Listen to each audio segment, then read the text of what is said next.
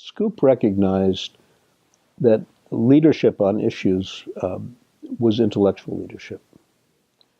People, despite the absurd appellation of the senator from Boeing, Scoop understood that people don't just vote on their sense of constituent interests, although sometimes they do. The ones who get reelected pay attention to constituent interests.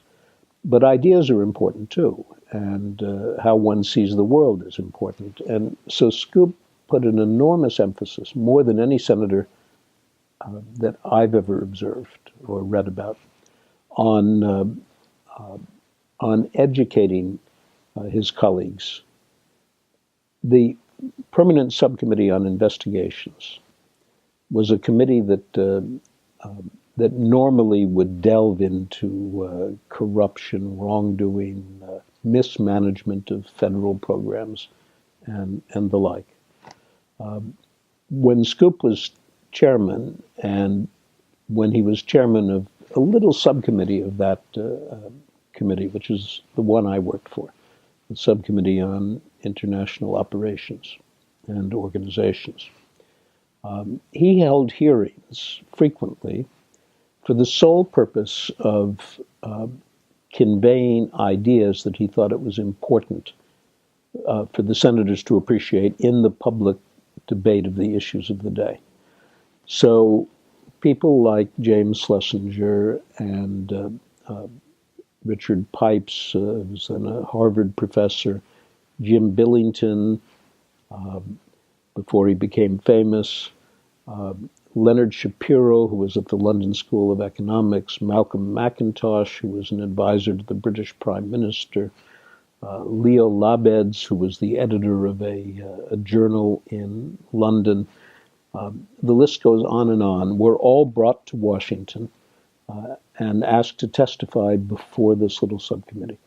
Not because there was a piece of pending legislation, which is 99% of all the people who testify are testifying because there's either an investigation or there's pending legislation. In this case, Scoop just wanted to help his colleagues understand the history of the United States in relation to the Soviet Union, the role of the U.S. in the world, the nature of the Soviet adversary. And so he devoted a tremendous amount of time and effort to ideas, to the educational function of a senator. And I remember him saying, you can organize a hearing on almost anything as long as you're not trying to interfere with somebody's piece of legislation, either for or against. And it was a responsibility that he took seriously, and very few senators did. And he would organize these hearings, or have us organize the hearings, but then he had to prevail on the senators to come.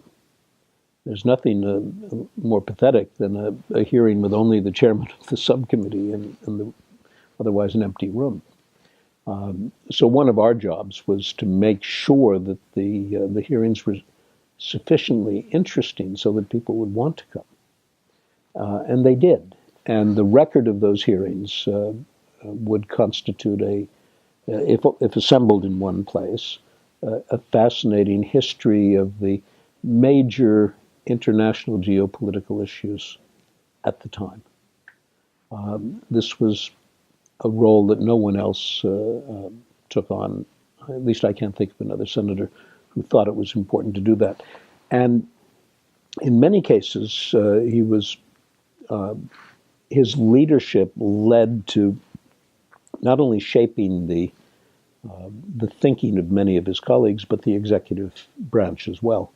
So on the issues that Scoop cared a lot about, like arms control, like human rights, like the defense balance with the Soviet Union, Scoop not only influenced his colleagues, he influenced the executive branch.